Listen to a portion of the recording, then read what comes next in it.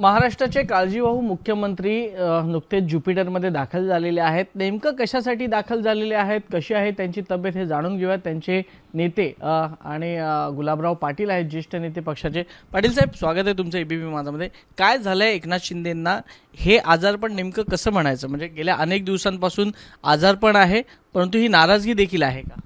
तसं काही नाही आहे, कारण की आता आपण बघतोय की 2 दिवसापासून दरेगावपासून आल्यापासून ते आजारी आहे। थ्रूट इन्फेक्शन झालेलं आहे, विकनेसपणा त्यांना आहे। पूर्ण महाराष्ट्रभर त्यांनी दौरे केले असल्यामुळे निश्चितपणे त्यांना डॉक्टरांनी विश्रांतीचा सल्ला दिलेला आहे आणि त्याच्याच आधार पकडून डॉक्टरांनी त्यांना जर काही टेस्ट करायला सांगितले असतील त्याच्याकरता ते ज्युपिटरमध्ये गेलेले आहे।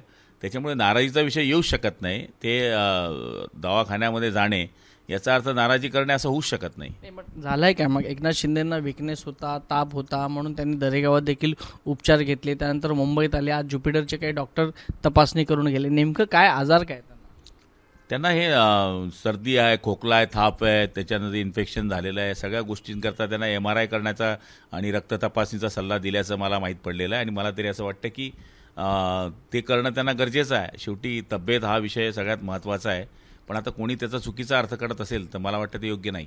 काय ॲडमिट केलं जाणार आहे एकनाथ शिंदेंना, का परत एकनाथ शिंदे ॲक्शन मोडमध्ये येणार आहेत? कारण का बैठकांचा सिलसिला होणार आहे। मला तरी असं वाटतं की तपासणी झाल्यानंतर डॉक्टर त्यांना सल्ला देतील त्या पद्धतीने ते काम करतील असं मला वाटतं।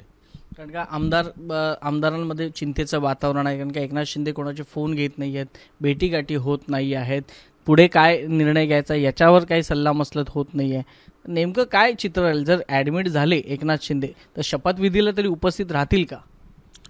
नाही, ते निश्चितपणे आम्हाला तसं मार्गदर्शन करतील असा आमचा अंदाज आहे, कारण की शेवटी तब्येत बरी नसल्यामुळे कोणीच आमदार तिथे मुद्दामून गेले नाही, कारण शेवटी त्यांची तब्येत बरी होणे हे सगळ्यांकरता महत्त्वाचे आहे। त्याच्यामुळे त्यांची तब्येत निश्चितपणे चांगली झाली आणि डॉक्टरांनी सल्ला दिला तर संध्याकाळपर्यंत ते आमच्याशी बोलतील आणि मला तरी असं वाटतं की आमदारांनी काही चिंता करण्याची गरज नाही आहे। शिंदेसाहेब आपल्या सगळ्यांच्या हिताचं या ठिकाणी विचार करणारे नेते आहे आणि आपण पाहिलं असेल की ज्यावेळेस उठाव झाला त्यावेळेस सगळ्या आमदारांची काळजी त्यांनी त्या काळातही घेतली आणि निवडणुकीमध्ये सुद्धा घेतली। त्यामुळे हा नेता कार्यकर्त्यांना आणि आमदारांना सांभाळणारा नेता आहे।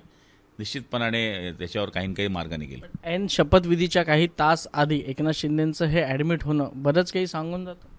नाही, मला तरी असं वाटतं की ते काय आज आजारी पडले असं नाही आहे, 3-4 दिवसापासून आजारी आहे। त्यामुळे मला नाही वाटत की ते काही नाराज आहे। नाराज असते तर आम्ही आझाद मैदानावर या ठिकाणी गेलो नसतो। त्यांचा निरोप आल्यामुळे मी आणि शिरसाट या ठिकाणी आझाद मैदानावर गेलो आणि PM साहेबांचा दौरा काही बाहेर राज्यातले CM येणार आहेत तर त्या बैठकीची व्यवस्था आम्ही तिघं पक्षांनी मिळून पाहिली आहे। त्यामुळे कोणी काही सांगत असेल तर मला तसं वाटत नाही। धन्यवाद आमच्याशी बातचीत केल्याबद्दल। कॅमेरा पर्सन जावेद खानसह वैभव परब, एबीपी माझा, मुंबई।